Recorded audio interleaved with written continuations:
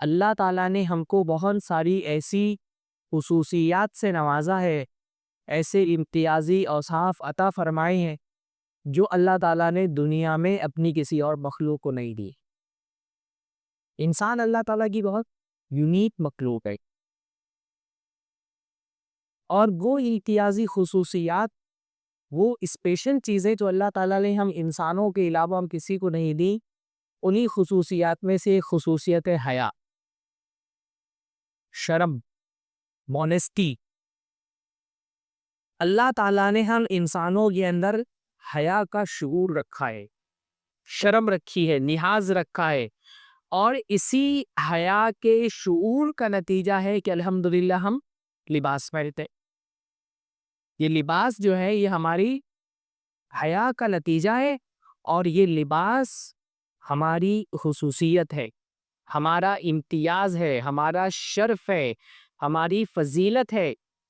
دنیا کی تمام مخلوقات میں واحد انسان ایک ایسی مخلوق ہے جو لباس پہنتی ہے، کیونکہ اللہ تعالیٰ نے اس کے اندر حیا کا شعور رکھا ہے، اور یہ سمجھ اللہ تعالیٰ نے دی ہے کہ بھئی جسم کے بہت سارے حصے لوگوں کو دکھانے کے نہیں ہوتے، چھپانے کے ہوتے ہیں، اور اسی شرمگاہ کے حصے کو چھپانے کے لیے ہم الحمدللہ لباس پہنتے ہیں۔ یہ تو لباس کا شعور اور حیا کا احساس اللہ تعالیٰ نے ہم انسانوں کے اندر رکھا ہے، یہ اللہ تعالیٰ نے جانوروں کو نہیں عطا فرمایا ہے نا۔ جانور کے اندر حیا نہیں ہے، اس لیے وہ لباس نہیں پہنتا۔ حیا جو ہے وہ انسان کو جانوروں سے ممتاز کرتی ہے، الگ کرتی ہے۔ انسان اور جانور میں جو بہت بنیادی فرق ہے، اس میں سے ایک بنیادی فرق کیا ہے؟ انسان حیا کرتا ہے اس لیے وہ لباس پہنتا ہے۔ جانوروں کے اندر کیونکہ اللہ تعالیٰ نے حیا کا سینس نہیں دیا ہے، مونیسٹی کا سینس نہیں دیا ہے، تو ان کو یہ احساس نہیں کہ اپنی شرمگاہ چھپانی چاہیے۔ انسان اس لیے قضائے حاجت کے لیے بھی جاتا ہے تو بند کمرے میں جاتا ہے، یا دور کسی میدان میں جاتا ہے۔ جو جنسی عمل کی انجام دیتے ہیں مرد اور عورت تو بند کمرے میں انجام دیتے ہیں۔ اللہ تعالیٰ نے یہ شعور انسان کے اندر دیا ہے، جانوروں کے اندر یہ شعور نہیں ہے۔ ان کے اندر اللہ تعالیٰ نے یہ احساس نہیں رکھا کہ اپنی شرمگاہوں کو چھپانا چاہیے، اس لیے وہ لباس نہیں پہنتے۔ گویا کہ لباس ہم انسانوں کا امتیاز ہے، لباس ہم انسانوں کی خصوصیت ہے، لباس ہم انسانوں کا شرف ہے۔ لباس وہ چیز ہے جو انسانوں کو جانوروں سے بلند کرتی ہے، جانوروں سے ممتاز کرتی ہے۔ اور ظاہر سی بات ہے جب ہمارا سب سے بڑا دشمن ہے وہ ہماری کسی فضیلت کو کیسے قبول کر سکتا ہے؟ کون ہے ہمارا سب سے بڑا دشمن؟ شیطان۔ کیونکہ شیطان ہمارا سب سے بڑا دشمن ہے تو ہمارے خلاف، ہم انسانوں کے خلاف اس کا ایک بہت بڑا مشن کیا ہے کہ انسان سے لباس کا شرف چھین کر کے اس کو جانوروں کے درجے میں لے آؤ۔ بھئی سب سے بڑا مشن تو اس کا ہے کہ انسان کو شرک میں مبتلا کرو، پر شرک میں مبتلا کرنے کے ساتھ ساتھ شیطان کا ایک بہت بڑا ٹارگیٹ کیا ہے؟ اس کی زندگی کے مقاصد میں ایک سے مقصد کیا ہے؟ انسان کو بے لباس کرنا، انسان سے اس کا لباس کا شرف اور لباس کی عظمت چھین کر کے اس کے اور جانوروں کے درمیان فرق ختم کر دیا ہے نا۔ بظاہر اگر ایک انسان اور جانور وہ آپ دیکھیں تو سب سے بڑا فرق یہی دکھتا ہے، یہ انسان لباس پہنتا ہے، بلکہ جو انسان جانوروں کی تحصیل سے اتنا قریب ہوتا ہے اتنا کم لباس پہنتا ہے کہ نہیں؟ جو جنگلی لوگ ہوتے ہیں عام طور میں جنگلوں کی بستیار دیکھیں گے ان کے یہاں بے لباس ہی پائی جاتی۔ لباس انسان کو جانوروں سے ممتاز کرتا ہے، اسی لیے شیطان کی ایک بہت بڑی پلاننگ حضرت آدم ہی دور سے کیا رہی ہے؟ انسان سے اس کا لباس چھین کر کے اس کو ننگا کر دو، برہنگی پھیلاؤ، فحاشی کو عام کرو۔ اللہ تعالیٰ نے قرآن کریم میں فرمایا یا بنی آدم لا یفتننکم الشیطان، اے آدم کی اولاد شیطان تم کو کہیں اپنے فتنے کے شکار نہ کر لے، کہیں شیطان کے فتنے میں مبتلا نہ ہو جانا۔ کما اخرج ابویکم من الجنہ، ویسے ہی جیسے اس نے تمہارے باپ تمہاری ماں آدم و حوا کو جنت سے نکلوایا تھا۔ اور کیوں نکلوایا تھا؟ ینزع عنہما لباسہما لیریہما سوآتہما۔ شیطان کا مقصد کیا تھا؟ کہ آدم و حوا سے ان کا لباس چھین کر کے اور ان کو بکھانا کر دے اور ان کی شرارتیں ایک دوسرے پہ ظاہر ہو جائیں. اس زمانے سے ہی شیطان کی پلاننگ کیا ہے؟ يَنزِعُ عَنْهُمَا لِبَاسَهُمَا، انسان سے اس کا لباس چھین کر کے اس کو ننگا کر دینا. حضرت آدم و حوا کے ساتھ بھی یہی ہوا نا. جب اس پھل کو کھانے سے، جس پھل کو کھانے سے منع کیا گیا تھا، جب حضرت آدم و حوا نے وہ پھل کھا لیا تو اس کے نتیجے میں کیا ہوا؟ جنت کا لباس ان سے چھین لیا گیا. اللہ تعالیٰ فرماتے فَلْتَفِّكَ يَخْصِفَانِ عَلَيْهِمَا مِنْ وَرَقِ الْجَنَّةِ. یہ دنیا کے پہلے انسان ہے. اس پہلے انسان کے اندر بھی اللہ تعالیٰ نے حیا کا شعور رکھا. تو وہ کیا کرنے لگے؟ جب ان سے ان کا لباس چھین لیا گیا تو وہ کیا کرنے لگے؟ پتوں کے ذریعے سے اپنی شرمگاہیں انہوں میں چھپائیں. یہ جو ہمارے اندر حیا کا سینس ہے، یہ کسی ایوولوشن کے نتیجے میں ہماری شخصیت میں پیدا نہیں ہوا ہے. یہ کسی ارتقاء کے نتیجے میں پیدا نہیں ہوا کہ پہلے انسان بے حیا ہوتا تھا، کپڑے نہیں پہنتا تھا، پھر وہ ایوالو ہوا اور ایوولوشن کے نتیجے میں اس کے کر حیا. یہ کسی ایوولوشن کا، یہ کسی ارتقاء کے نتیجے میں حیا مانے نہیں آلے. دنیا کا جو پہلا انسان تھا، اللہ تعالیٰ نے اس کے اندر بھی حیا کا شعور رکھا تھا. پہلا انسان تھا نا، وہ بھی لباس پہنتا تھا. اس کو بھی اللہ تعالیٰ نے یہ سینس دیا تھا کہ اپنی شرمگاہ چھپانی چاہیے. وہیں سے شیطان انسان کے پیچھے لبا ہوا ہے کہ انسان کو ننگا کرو. ننگا پن پھیلانا یہ شیطان کا ایک بہت بڑا ویژن ہے. اور کسی دور میں شیطان اپنے اس مشن میں ویسا کامیاب نہیں رہا جیسا آج کے دور میں کامیاب ہے.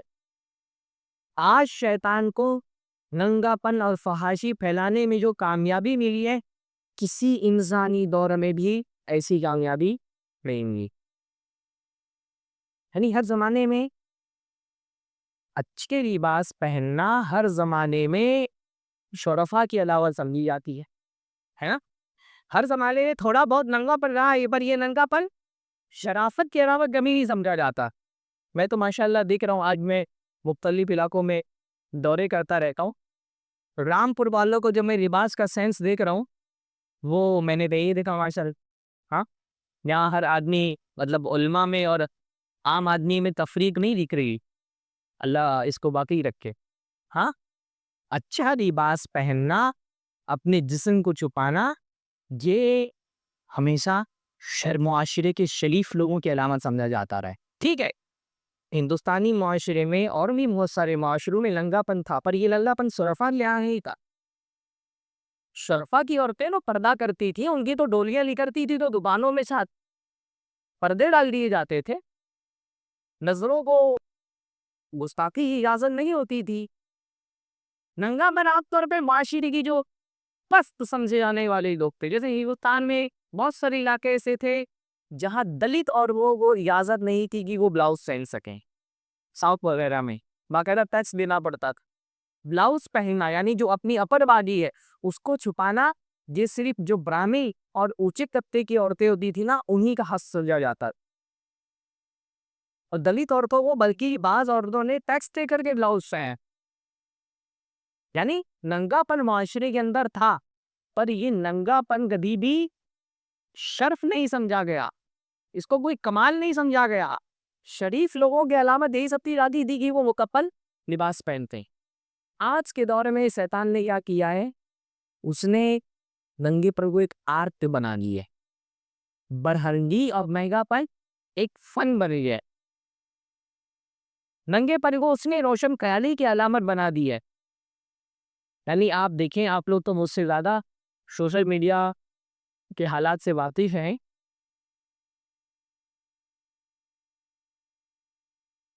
آج کے دور میں سوشل میڈیا پر انفلوئنسر کہلائی جانے والی بہت ساری خواتین ایسی ہیں جن کو صرف ایک فن میں کمال حاصل ہے، اور وہ فن کیا ہے؟ ننگا ہونے کا فن. جن کو ہم انفلوئنسر کہتے ہیں، جو ہمارے معاشرے کی سیلیبریٹیز خواتین ایسی لی ہیں، سوشل میڈیا سے لے کر کے ہمارے الیکٹرانک میڈیا تک میں، جن کو کچھ نہیں آتا. ان کو کیا آتا ہے؟ ان کو اپنا لباس اتارنا آتا ہے. شیطان نے بڑی چالاکی کے ساتھ بے لباسی کو ایک آرٹ بنا دی ہے، ایک فن بنی ہے. دل لنگا ہونا کوئی فن ہے؟ بے لباس ہو جانا، برہنہ ہو جانا کوئی فن نہیں، اس میں کوئی کمال نہیں. اس کے لیے کوئی صلاحیت نہیں، اپنے جسم کے حصے دکھا لینا اس کے لیے کوئی صلاحیت درکار ہے؟ یہ کوئی صلاحیت والا کام نہیں. لیکن آپ جانتے ہیں کہ سوشل میڈیا کے اس دور میں بہت ساری سیلیبریٹیز خواتین، بہت سارے انفلوئنسر، وہ اسی کام میں معروف ہیں. وہ ان کو فنکار کہا جاتا ہے، اور ان کا فن کیا ہے؟ لباس اتار دینا. وہ اپنے جسم کے مختلف حصے مختلف طرح سے دکھانے میں ماہر ہے. کبھی رسی پہن کر کے آ جا رہے، کبھی چندی پہن کر کے آ جا رہے، کوئی وائر پہن کر کے آ جا رہے. یہ شیطان نے بڑی چالاکی کے ساتھ کیا کیا ہے، ننگے پن کو آرٹ بنا دی ہے، فن بنا دی ہے. ننگے پن کو روشن خیالی کی علامت بنا دی ہے. یعنی معاشرے میں آپ کی کلاس کیا ہے، یہ اس سے طے ہوتا ہے کہ آپ کے گھر کی خواتین کس قسم کا لباس پہنتی ہیں. ہے یہ نہیں؟ ہاں، شیطان کا یہ فتنہ اتنا بڑا ہے کہ آپ کی کلاس طے کرنے کے لیے آپ کا ایجوکیشنل بیک گراؤنڈ نہیں دیکھا جاتا ہے کہ آپ کی تعلیمی صلاحیت کیا ہے، آپ کس طبقے سے تعلق رکھتے ہیں. یہ لے کرنے کے لیے آپ کی رفاہی اور سوشل خدمات نہیں دیکھی جاتی ہیں. کیا دیکھا جاتا ہے؟ آپ کے گھر کی خواتین لباس کیسا پہنتی ہیں. اگر ماشاءاللہ کوئی خاتون ہے، حجاب پہنتی ہے، نقاب پہنتی ہے، ہاتھوں میں گلوز لگا کر کے باہر نکلتی ہے، یہ دیکھیے بغیر کہ اس کا تعلیمی بیک گراؤنڈ کیا ہے، اس کا سماجی پس منظر کیا ہے، فوراً ایک تھپا اس پر لگا دیا جاتا ہے کہ یہ کنزرویٹو مائنڈ کی عورت تھی، پرانے خیالات کے لوگ ہیں. کیوں؟ کیونکہ پورا لباس پہنتے ہیں. اور جیسے جیسے اس کے جسم سے لباس کم ہوتا جاتا ہے، اس کی کلاس بڑھتی چلی جاتی. یہاں تک کہ کوئی عورت اگر برہنہ ہو کر کے سمندر کنارے سن بات لے رہی ہے تو جدید اصطلاح میں یہ بہت ہی لبرل مائنڈڈ عورت ہے. ہاں، یہ اعلیٰ خیالات کی، اونچے نظریہ رکھنے والی روشن خیال عورت. مطلب ننگے پن کو شیطان نے روشن خیالی کی علامت بنا دی ہے، اور ہر زمانے میں شیطان ہی کرتا ہے. شیطان کا کام کیا ہے؟ گناہوں کی مارکیٹنگ کرنا. اور گناہوں کی مارکیٹنگ کرنے کے لیے شیطان سب سے جو مؤثر طریقہ اپناتا ہے وہ کیا کرتا ہے؟ وہ گناہوں کا ٹائٹل اچھا دے دیتا ہے. بھئی کسی بھی چیز کی اگر آپ کو مارکیٹنگ کرنا ہے تو اس کی پیکیجنگ اچھی ہونی چاہیے نا. شیطان جب گناہوں کی پیکیجنگ کرتا ہے تو پہلا کام وہ کیا کرتا ہے؟ گناہوں کو ٹائٹل اچھا دو. کیونکہ انسان بہت آسانی کے ساتھ ٹائٹل کے بہکاوے میں آ جاتا ہے. تو آج کے دور میں شیطان نے فحاشی کو فیشن کا ٹائٹل دے دیا. کسی زمانے میں جس چیز کو ننگا پن کہا جاتا تھا، آج اس ننگے پن کو کیا کہا جاتا ہے؟ فیشن. جو جتنا زیادہ ننگا ہے اتنا ہی فیشنیبل ہے. ہاں، زنا کو اس نے عشق و محبت کا عنوان دے لیا. آج معاشرے میں جو بھی زنا ہو رہا ہے اس کا عنوان کیا ہے؟ عشق، محبت، لو. یہ ہر زمانے میں شیطان اس لیے کبھی بھی ٹائٹل سے دھوکا نہیں کھانے سے. شیطان ہمیشہ گندی چیزوں کو، قرآن مجید میں نے فرمایا نا، زید لہم اعمالہم، شیطان کیا کرتا ہے؟ لوگوں کے اعمال حسین بنا کر کے پیش کرتا ہے، گناہوں کا عمل خوبصورت بنا کر کے پیش کرتا ہے. وہ گناہوں کو گلوریفائی کرتا ہے، اور اس کے لیے کیا کرتا ہے؟ گناہوں کو ٹائٹل اچھا دے دیتا ہے. وہ بہت حضرت آدم کے زمانے سے یہی ٹرک چل رہی ہے اس کی، اور ہمیشہ شیطان کے اس ٹرک کا شکار ہو جاتا ہے انسان. یعنی آپ دیکھیں اللہ تعالیٰ نے ایک پیڑ کے قریب جانے سے منع کیا تھا حضرت آدم کو. ہاں، وَلَا تَقْرَبَ هَٰذِهِ الشَّجَرَةَ، اللہ نے فرمایا تھا تم کو اس پیڑ کے قریب بھی نہیں جانے. وہ ایسا پیڑ تھا جس کا پھل کھا کر کے حضرت آدم جنت سے نکال دیے جانے والے تھے. اب شیطان کو حضرت آدم کو اس پیڑ کا پھل کھانے پر مجبور کرنا تھا. تو پہلا کام شیطان نے کیا کیا؟ اس پیڑ کو ایک خوبصورت سا نام دے دیا، بہت زبردست خوبصورت ٹائٹل دے دیا. کیا کہا شیطان نے حضرت آدم سے؟ الا ادلکم علی شجرۃ الخلد. کیا کہا شیطان نے؟ کہ میں تم کو بتاؤں جنت میں ایک شجرۃ الخلد ہے. کتنا پیارا ٹائٹل ہے یہ. شجرۃ الخلد مطلب کیا ہوتا ہے؟ The tree of eternity. ہاں، امر کر دینے والا پیڑ ہے. کتنا خوبصورت عنوان ہے. ہاں، امر کر دینے والا پیڑ. حالانکہ یہ وہ پیڑ تھا جس کا پھل کھانے سے کوئی امر نہیں ہونے والا تھا، بلکہ جنت سے نکال دیے جانے والے تھے۔ پر شیطان کو کیونکہ حضرت آدم کو بہکانا تھا تو اس نے کیا کیا؟ پہلے اس گناہ کو ایک حسین سا عنوان دیا۔ ہر زمانے میں شیطان یہی کرتا ہے۔ اس نے آج کے دور میں بھی فحاشی کو فیشن کا خوبصورت نام دے دیا ہے، ننگے پن کو روشن خیالی کا نام دے دیا ہے، زنا اور بدکاری کو اس نے لو، کتنا پیارا لفظ ہے، لو، عشق، محبت۔ ہاں بھائی ظاہر سی بات ہے، کوئی لڑکا اگر کسی لڑکی کے ساتھ بدکاری کرنا چاہے گا تو اس کا اپروچ یہ تو نہیں ہوگا نا کہ کیا آپ میرے ساتھ زنا کرنے کو تیار ہے، ایسے تو نہیں پوچھے گا وہ، ایسے تو اس کی مراد نہیں بڑھا سکتی ہے۔ تو لڑکا یہ اپروچ نہیں رکھتا ہے کہ میں آپ کے ساتھ زنا کرنا چاہتا ہوں، لڑکا کیا بولتا ہے؟ آئی لو یو۔ یہ آئی لو یو جو ہے نا، اس کے پس منظر میں نیت کیا ہوتی ہے؟ میں آپ کے ساتھ زنا کرنا چاہتا ہوں۔ اب وہ کھل کر کے تو نہیں بول سکتا نا، عورتیں ہی نہیں، عورتیں ہیں نا۔ ہاں یہ خاص طور میں اپنی بہنوں کے لیے، اپنی بچیوں کے لیے بتا رہا ہوں، یہ مرد بہت چالاک ہیں، ان کے بہکاوے میں نہیں آنا۔ یہ محبت کا نام لے کر کے اصل میں آپ کی عزت تک پہنچنا چاہتے ہیں۔ ہاں یہ دل کی باتیں کر کے اصل میں اپنے جسم کی پیاس بجھانا چاہتے ہیں۔ یہ جو جال پھینکتا ہے نا محبت کا، عشق کا، لو کا، یہ سب دھوکا ہے۔ یہ صرف محبت کی بات کر کے اصل میں آپ کی عزت تک پہنچنے کا راستہ چاہتا ہے۔ اور ایک مومنہ عورت کو یہ احساس ہونا چاہیے کہ میری عزت اللہ تعالیٰ کی طرف سے دی گئی۔ شیخ وہاں بیٹھے، آئیے شیخ، کیا بیٹھے بندے کو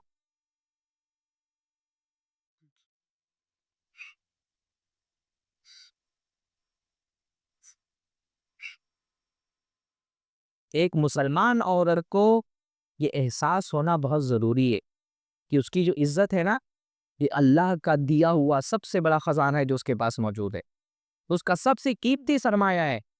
اور ایک شریف عورت اپنی عزت کا دروازہ غیر مردوں کے لیے نہیں کھولتی ہے نا۔ ایک شریف عورت اپنی عزت کا دروازہ چوروں کے لیے نہیں کھولتی۔ جو آپ سے سچی محبت کرے گا وہ آپ سے بیک ڈور سے آ کر کے آپ سے زنا نہیں کرنا چاہے گا۔ بھئی محبت کے تو شفقت ہوتی ہے نا، تو سچی محبت کرے گا وہ آپ کو زنا کے راستے پر دے کر کے نہیں چلے گا تاکہ آپ اس کے ساتھ جہنم میں جائے۔ جس کو آپ سے سچی محبت ہوگی وہ آپ سے نکاح کرنا چاہے گا، وہ پیچھے والے دروازے سے نہیں آئے گا۔ جس کو آپ سے سچی محبت ہوگی وہ بیک ڈور سے نہیں آئے گا، وہ واٹس ایپ پر میں آپ کو میسج نہیں کرے گا، وہ انسٹاگرام پہ آپ کو ڈی ایم نہیں کرے گا۔ بھئی جس کو آپ نے سچی محبت ہے وہ سامنے والے دروازے سے آئے گا نا۔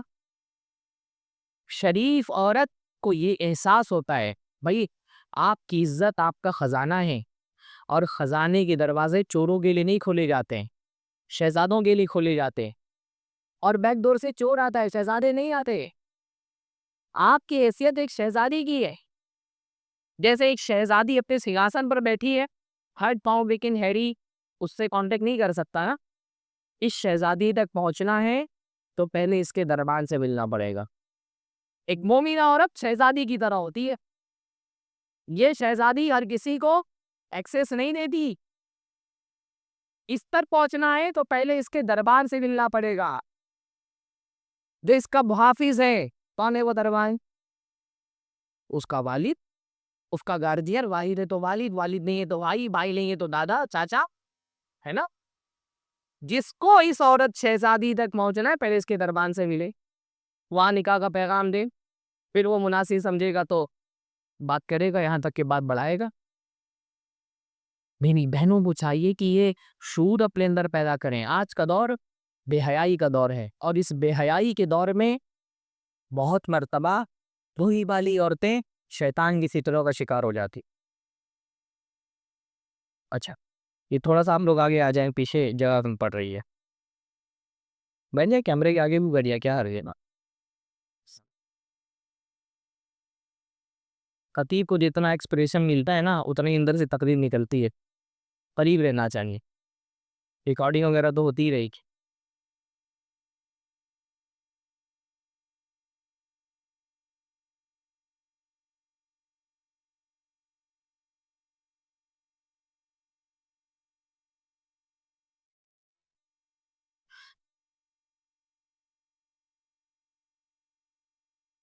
تو شیطان اپنے اپنے فتنوں کا جال بچھا کر کے رکھا ہے، اور بہت ساری بھولی بھالی عورتیں، نہ سمجھ عورتیں آسانی کے ساتھ شیطان کے فتنے کے شکار ہو جاتی ہیں، وعدوں میں آ جاتی ہیں، بہکاووں میں آ جاتی ہیں. عشق و محبت کے وعدے اس کو حقیقی لگنے لگتے ہیں اور وہ آسانی سے اس کا شکار ہو جاتی ہیں. میں تقریباً 15 سال سے زائد عرصے ہو گئے مجھے میرج کاؤنسلنگ کا کام کرتے ہوئے، اور میں نے بہت کثرت کے ساتھ دیکھا ہے کہ لو میرج کے نام پہ ہمارے معاشرے کے اندر جو شادیاں ہوتی ہیں، 8 8 10 10 سال کا ریلیشن ہے لو میرج والا، شادی ہونے کے بعد 4 مہینہ رشتہ نہیں چلتا ہے. بہت سارے کیسز میرے سامنے، 7 سال 8 سال 10 سال کے ریلیشن میں شادی ہوئی، 4 مہینہ بھی نہیں چلا رشتہ. لگتا تھا کہ دونوں ایک دوسرے کے لیے جان دے دیں گے، یا ایک دوسرے نہیں دے تو جان قربان کر دیں گے، اور شادی ہوتے ایک دوسرے کی جان دینے پر اتاولے ہو جاتے ہیں. جس کے لیے جان دینا چاہتے تھے اس کی جان لینے کے لیے پریشان ہو جاتے ہیں.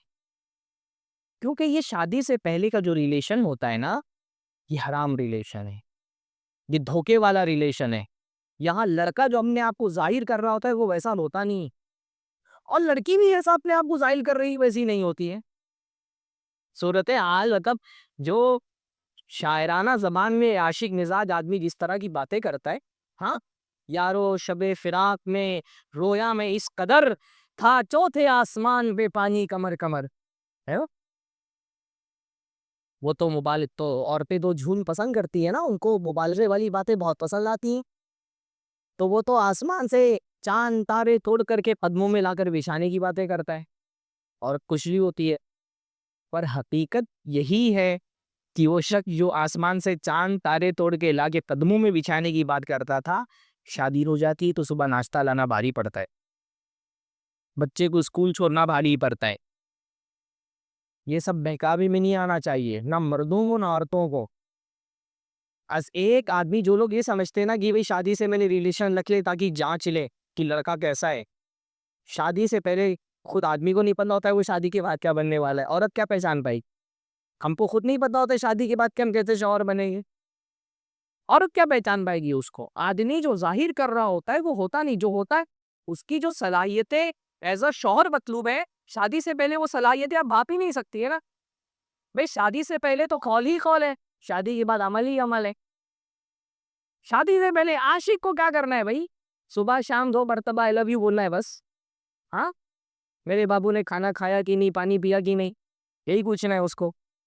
پر شادی کے بعد تو راشن بھرانا ہے، گھر کا کرایہ دینا ہے، بچوں کی اسکول کی فیس دینی ہے، بچے کو لے کر کے جانا ہے اسکول، لے کر کے آنا ہے واپس، کوئی بیمار ہو گیا علاج کرانا ہے، عید میں کپڑے دلانے ہیں، شاپنگ کروانی ہے.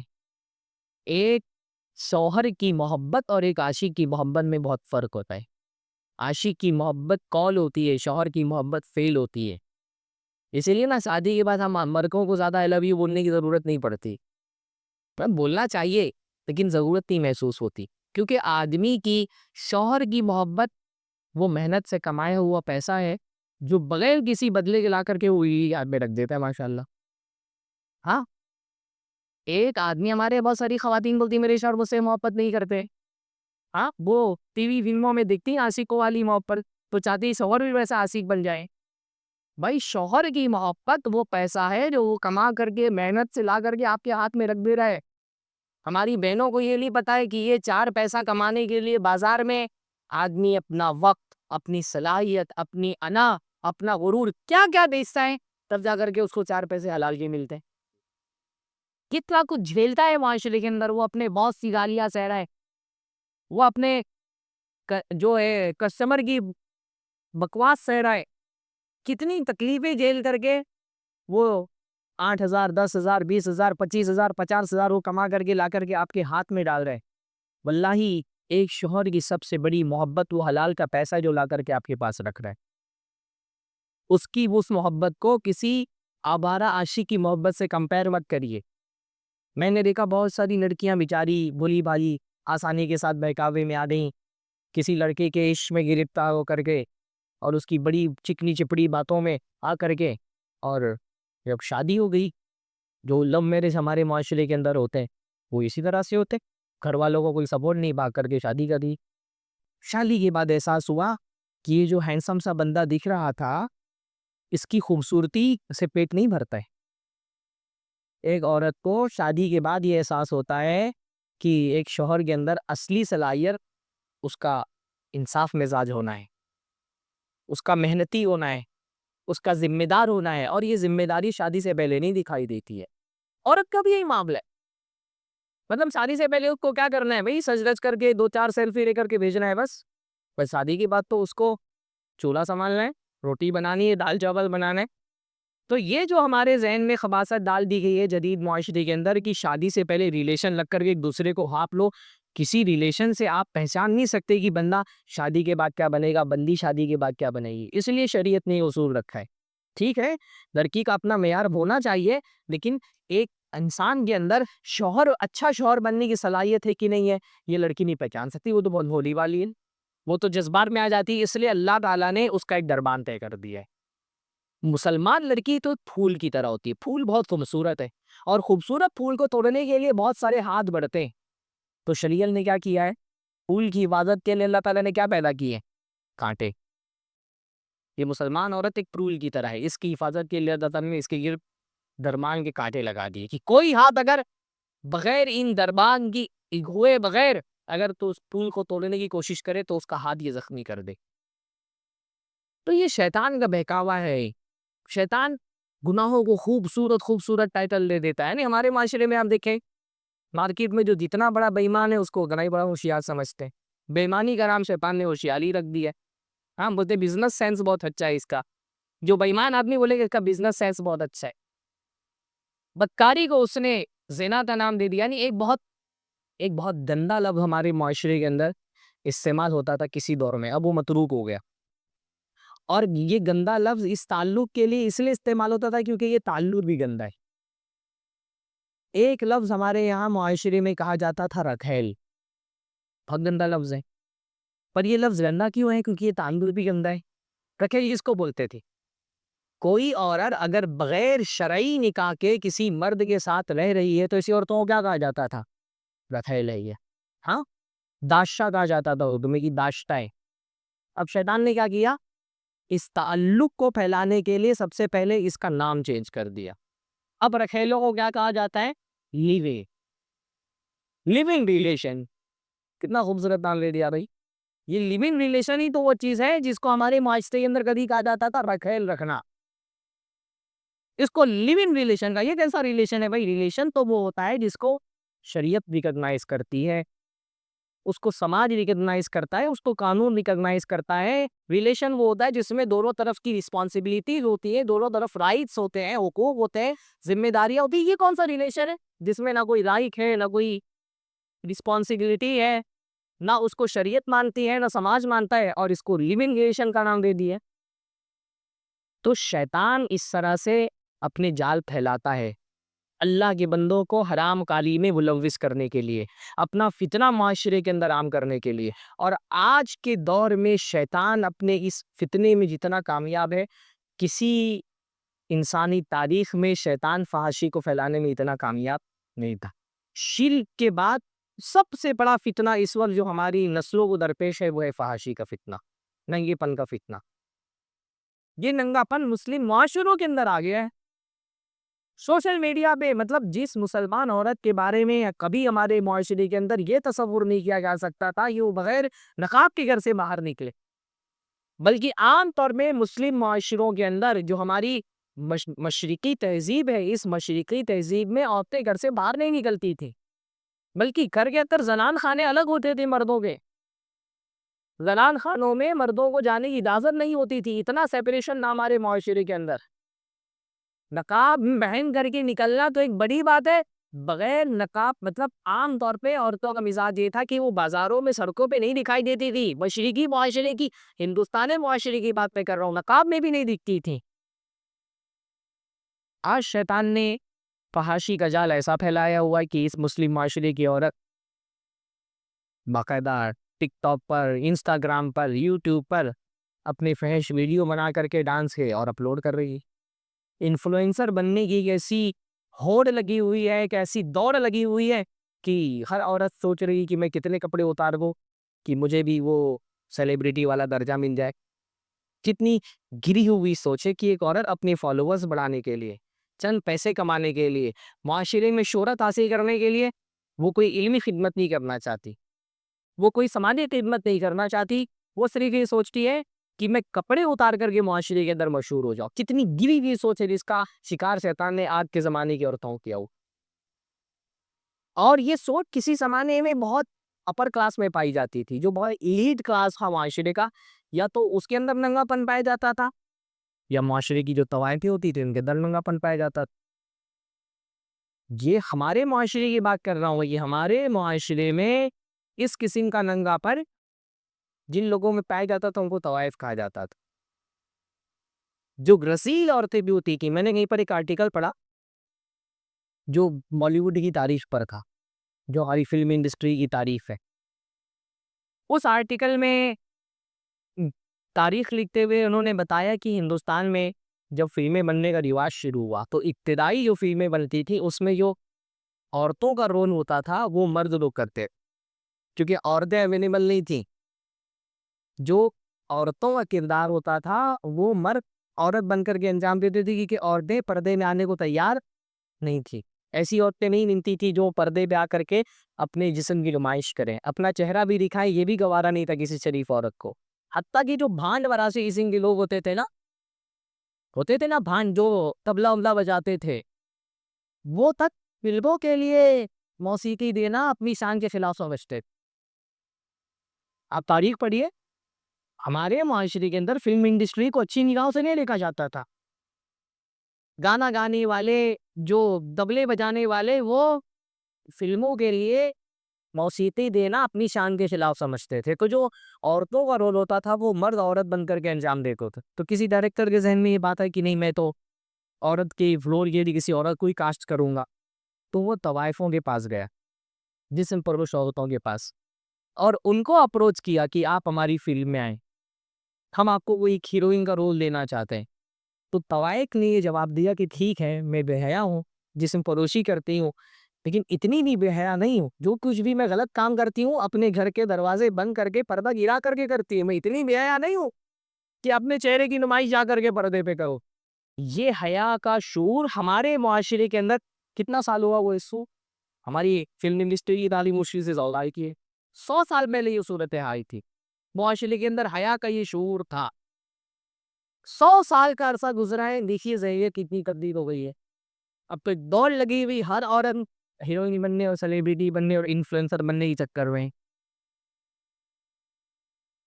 یہ فتنہ آج کے دور کا سب سے بڑا فتنہ ہے کہ شیطان نے زنا کو اتنا گلوریفائی کر دیا ہے، اتنا مزین بنا دیا ہے کہ زنا کے لیے جو قباحت، جو گھن معاشرے کے اندر پائی جا رہی تھی وہ ختم ہونے کی در پہ۔ تھوڑے بہت معاشرے کے اندر شریف دیندار لوگ ہیں جو اب بھی زنا کو برا سمجھتے ہیں، اور یہ اقلیت میں ہے۔ ہم یہ نہیں سمجھ پا رہے، ماشاءاللہ ہم لوگ ایک دینی حلقے سے جڑے ہوئے لوگ ہیں، ہمارے لیے زنا اب بھی بری چیز ہے، پر ہم دیندار وزاد، ذہنی دینی ذہن رکھنے والے معاشرے کی مشکل سے 5% لوگ ہیں۔ 95% معاشرہ زنا کو برا نہیں سمجھ رہا۔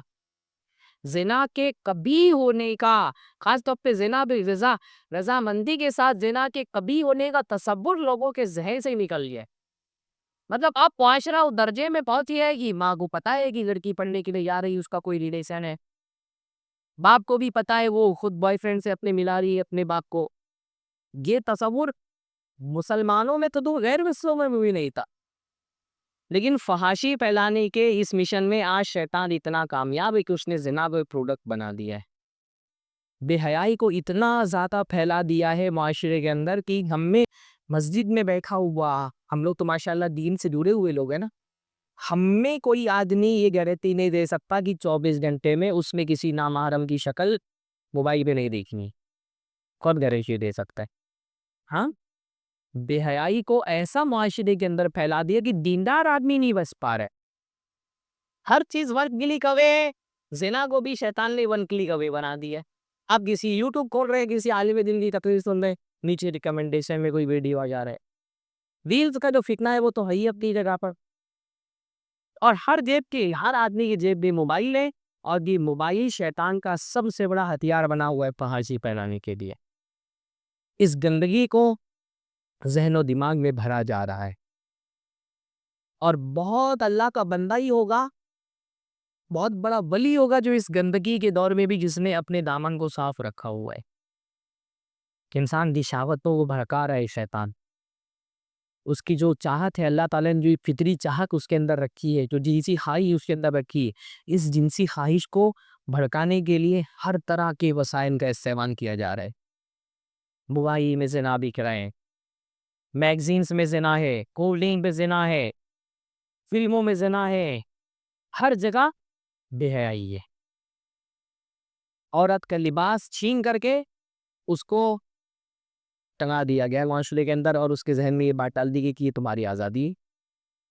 ہاں, ایک عورت کا لباس چھین کر کے اور اس کو شو پیس بنا دیا گیا, اور ذہن میں یہ بات ڈال دی گئی کہ یہی تمہاری آزادی ہے, تم آزاد ہو. کس بات کی آزادی ہے کہ ہماری تم کپڑے اتارنے کے لیے آزاد ہو. اس آزادی کو آزادی کہتے ہیں. مطلب میں پچھلے دنوں اسٹیشن پر تھا, کہیں سفر تھا میرا, کلیان اسٹیشن ممبئی کا بہت معروف اسٹیشن ہے, بہت براؤڈ اسٹیشن ہے.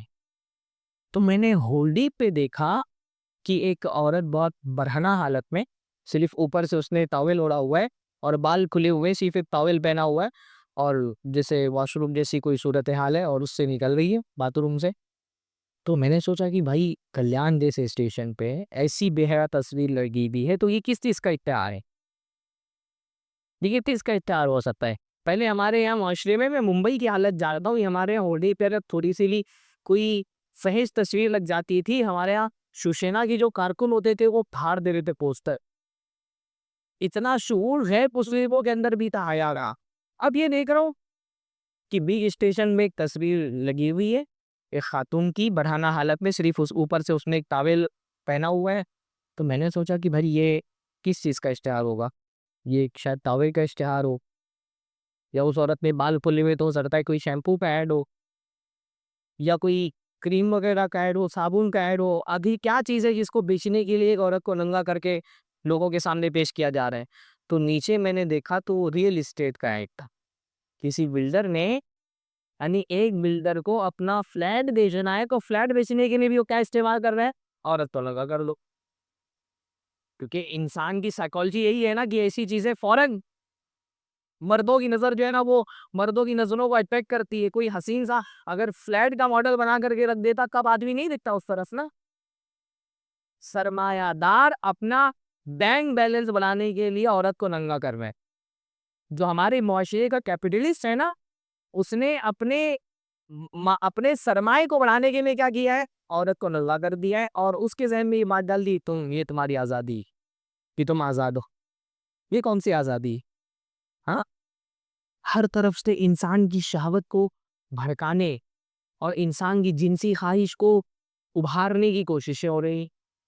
ایک طرف یہ ہو رہا ہے, اور دوسری طرف جو حلال ذریعے تھے, بھئی یہ انسان کی فطری ضرورت ہے, جو اس کی جنسی ضرورت ہے, اس کی جو سیکشول ڈیزائر نہیں, اللہ تعالیٰ نے انسان کی فطرت میں رکھے.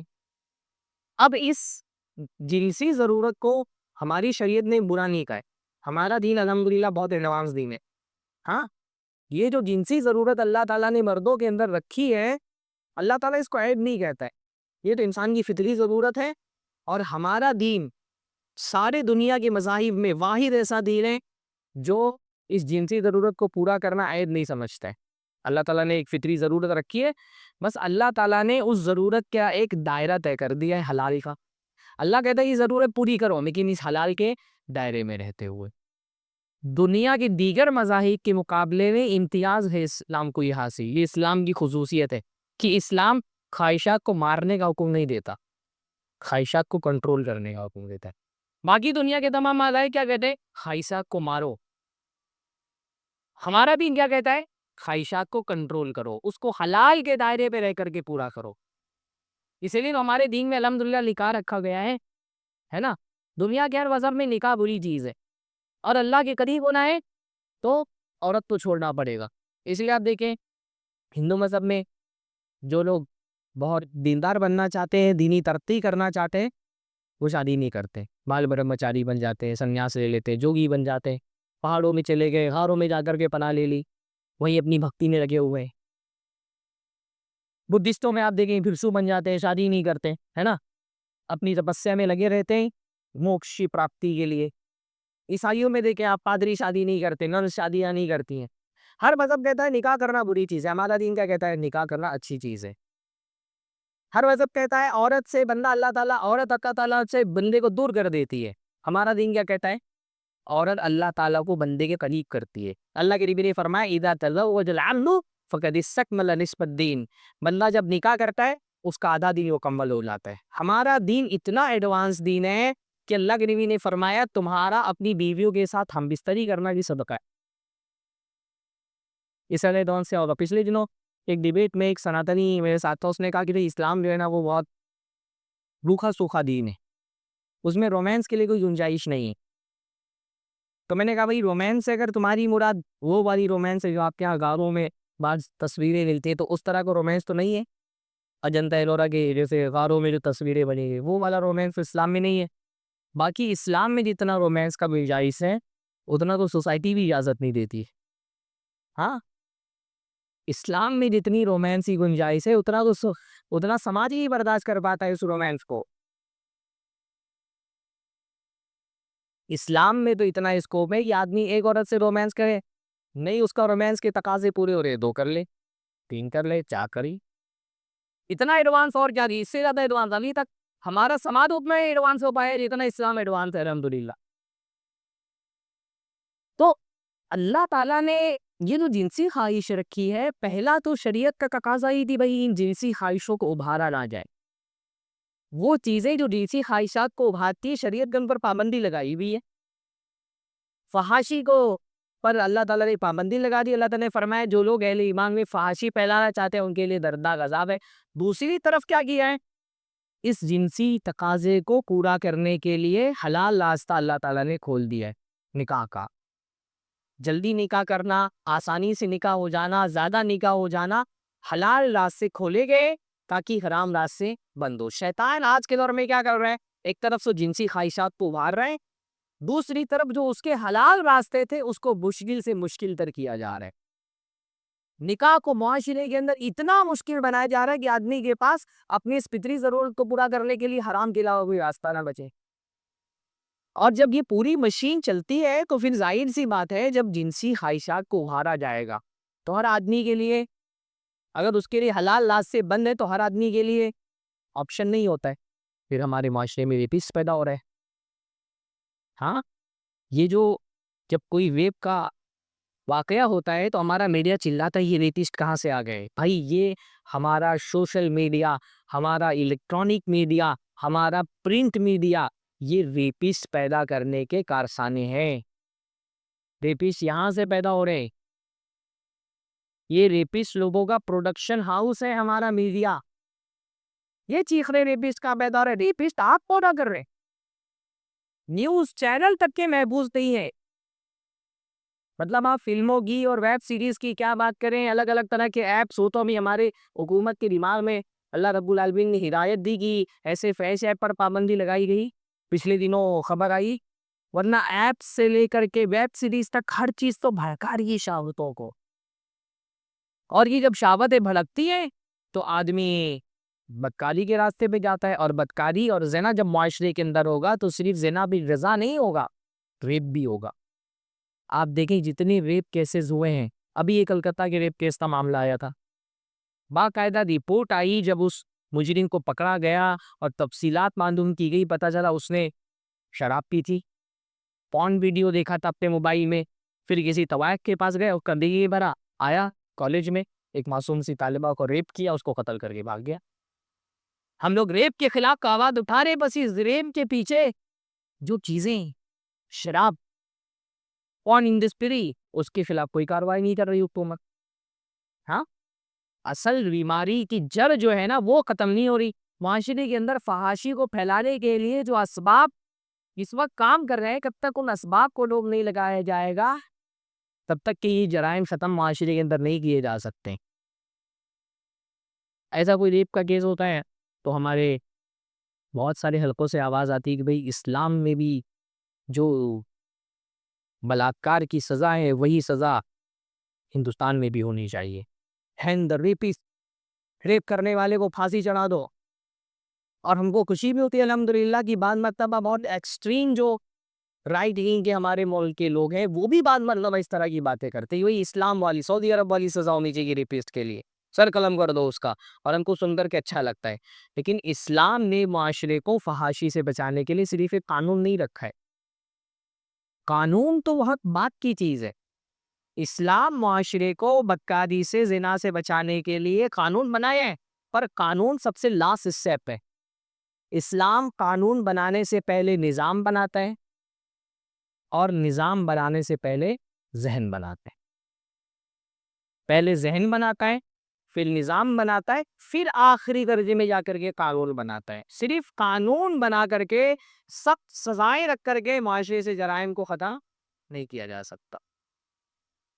ہمارے معاشرے کو اگر فحاشی اور بے حیائی سے بچانا ہے تو پہلا کام یہی کرنا پڑے گا کہ پہلا کام ذہن سازی پر کرنا پڑے گا.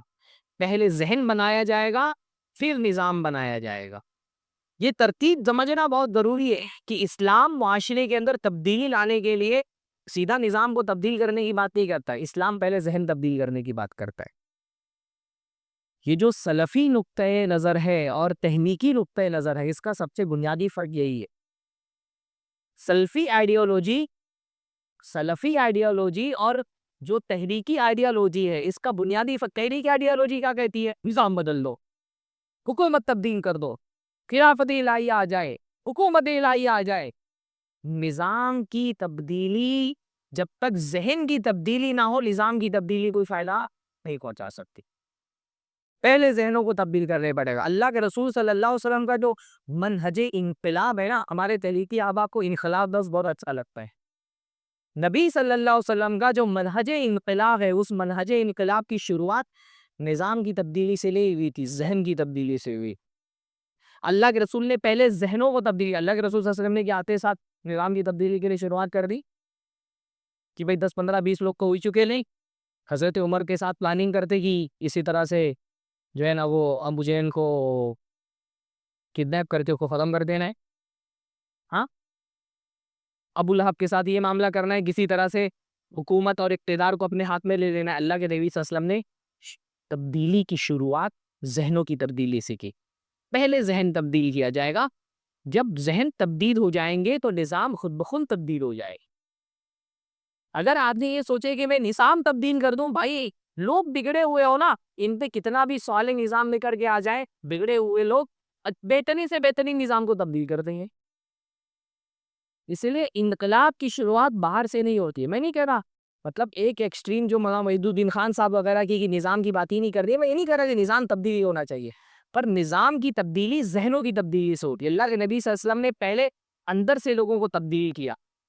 جب معاشرہ اندر سے تبدیل ہو جائے گا، صالح ذہن کے افراد پیدا ہو جائیں گے دعوت کے ذریعے سے، تربیت کے ذریعے سے، پھر یہ صالح لوگ جب تبدیلی لائیں گے تو یہ تبدیلی پائیدار ہوگی. صرف نظام تبدیل کر کے معاشرے کو تبدیل نہیں کیا جا سکتا. اسی لیے اللہ کے رسول صلی اللہ علیہ وسلم نے پہلے ذہنوں کو تبدیل کیا، اندر سے لوگوں کا تزکیہ کیا. معاشرے کو اگر صاف کرنا ہے کہ صفائی کی شروعات باہر سے نہیں ہوگی، اوپر سے نہیں ہوگی کہ پہلے حکومتی اداروں کو ہی ختم کر دیا جائے. اس تبدیلی کی شروعات نیچے سے ہوگی، اندر سے ہوگی. ذہن اور قلوب کو تبدیل کیا جائے گا، پاک کیا جائے گا، نفس کا تصفیہ کیا جائے گا، اور اچھے صالح افراد معاشرے کے اندر پیدا کیے جائیں گے. بے حیائی سے بھی اگر معاشرے کو بچانا ہے تو پہلا کام لوگوں کے ذہن و دماغ پہ کرنا پڑے گا. یہ معاشرے میں جو فحاشی پھیلی ہے نا، شیطان نے ایسا نہیں کہ نظام اپنے ہاتھ میں لے کر کے لوگوں کو بگاڑ دیا، شیطان نے پہلے ذہنوں کو تربیت کے ذریعے سے بگاڑا ہے. تو ذہنوں کو، دلوں کو، دماغ کو پاک کرنا ضروری. معاشرے سے اگر بے حیائی بچانی ہے تو ذہنی تربیت کی ضرورت ہے، اور ذہنی تربیت کے سب سے پہلے وہ چیز جو معاشرے کو بے حیائی سے بچاتی ہے وہ ہے اللہ کا ڈر، تقویٰ. یہ سارا جو نظام ہے عبادتوں کا، یہ جو دروس کا نظام ہے، خطبے کا نظام ہے، یہ جو تربیت ہو رہی ہے، ان سب کا مقصد کیا ہے؟ دلوں کے اندر تقوی پیدا کرنا. اور دل کے اندر اگر تقوی پیدا ہو جائے گا تو یہ تقوی سب سے پاورفل چیز ہے جو بندے کو بے حیائی سے بچاتی ہے، زنا سے بچاتی ہے. اللہ تعالیٰ نے نماز کے بارے میں کیا فرمایا؟ ان الصلاۃ تنہا عن الفحشاء والمنکر. نماز آدمی کو فحش اور منکر کاموں سے بچاتی ہے. آپ نماز کی پابندی کریں، آپ کی نماز آپ کو بے حیائی کے راستے پہ نہیں چلنے دے گی. روزے کے بارے میں کیا فرمایا؟ لعلکم تتقون. اللہ نے یہ روزے فرض کیے تاکہ تو متقی بن جاؤ. بھائی جو بندہ روزے میں کیا ٹریننگ ہوتی ہے؟ اپنی سگی بیوی ہے، آدمی اللہ تعالیٰ کی طرف سے اس کے قریب نہیں جا رہا، تو روزہ یہ ٹرین کرتا ہے نا کہ اپنی بیوی کے قریب نہیں جا رہے ہو تو کسی غیر عورت کے قریب کیسے جا سکتے ہو اللہ کی مدد سے؟ حد کیا ہے؟ وَمَن يُعَظِّمْ شَعَائِرَ اللَّهِ فَإِنَّهَا مِن تَقْوَى الْقُلُوبِ. جو اللہ تعالیٰ کے شاعر کا احترام کرے یہ دل کا تقوی ہے. اعلام کی حالت میں آپ کو تربیت دی جاتی، آپ کی بیوی ہے، اعلام کی حالت میں آپ اس کے قریب نہیں جا رہے. جب اللہ کے در سے آپ کو حلال سے روکا جا رہا ہے اور ایک بندے کی تربیت ہو گئی کہ اللہ کے در سے میں حلال کے قریب نہیں جا رہا ہوں، تو حرام سے بچنا اس کے لیے آسان ہو جائے گا. یہ جمعہ کی خطبے، یہ علماء کی محفلیں، یہ تربیت کا سارا نظام، اس کا اصل مقصد کیا ہے؟ دلوں کے اندر تقوی پیدا کرنا. دل میں اگر تقوی آ گیا تو پھر فرق نہیں پڑتا کہ معاشرے میں کیسا بگاڑ ہے. آپ کے دل کا تقوی بدترین قسم کے معاشرے میں بھی آپ کو بچا لے گا گناہوں سے. دل میں اگر تقوی ہے تو فرق نہیں پڑتا کہ آپ انڈیا میں کہ امریکہ میں، لاس ویگاس میں کہ گوا میں، آپ کا دل کا تقوی آپ کی حفاظت کرے گا. سب سے بڑی چیز جو انسان کو بدکاری سے، زنا سے، بے حیائی سے بچاتی ہے وہ یہی ہے. اور تاریخ میں ہوا ہے نا، کسی شخصیت کا نام بتائیے جو اللہ کی در سے زنا سے بچ گیا.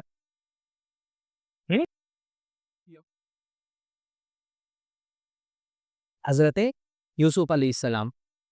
ان کو تو صرف دعوت نہیں کی، ان کو تو دھمکی دی. ہاں، ڈرایا جا رہا تھا کہ یا تو ہمارے ساتھ برکاری کرو یا جیل میں جانے کو تیار ہو جاؤ. اس سے بگڑا ہوا معاشرہ کیا ہو سکتا ہے؟ اور ایک عورت نہیں، پوری مصر کی عورتیں سے بڑی ہوئی تھیں. انہوں نے کیا کہا؟ اللہ سے دعا کی، ربی السجن احب الی مما یدعوننی الیہ. اللہ جس زنا کی طرف یہ مجھے بلا رہے ہیں اس میں پل کر کے اپنے دامن عفت کو داغدار کرنے سے بہتر تو یہ کہ میں جیل میں چلا جاؤں. جیل میں چلا جانا گوارا ہے، لیکن زنا سے اپنی پاک دامنی کو گندا کرنا گوارا نہیں ہے. یہ تقوی کی طاقت ہے. تقوی جب دل کے اندر آتا ہے نا تو آدمی یہ نہیں دیکھتا کہ معاشرے کا بگاڑ اللہ تعالیٰ کے یہاں آپ کے لیے دلیل نہیں بنے گا. کیا آپ اللہ تعالیٰ کی حضور میں پیدا تو گئے، اللہ تعالیٰ میں کیا کر سکتا تھا؟ کالج کا ماحول تو ایسا ہی تھا، یونیورسٹی کا ماحول تو ایسا تھا. معاشرے کا بگاڑ آپ کے لیے دلیل نہیں بنے گا. دل کے اندر تقوی ہو، بگڑے سے بگڑے معاشرہ صالح آدمی کو خراب نہیں کر پاتا ہے. مصر کے ایک دودھ بیچنے والے کا واقعہ کئی علماء نے لکھا ہے کہ وہ ایک بندہ تھا، صبح صبح گھروں میں دودھ پہنچاتا تھا.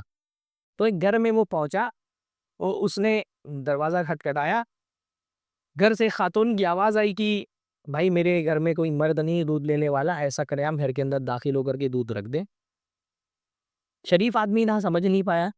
گھر کے اندر داخل ہوا دودھ رکھنے کے لیے، عورت نے پیچھے سے دروازہ بند کر دیا اور کہا اب میرے ساتھ بدکاری کرو نہیں تو میں چلاؤں گی کہ تم میری عزت لوٹنے کے لیے آئے ہو.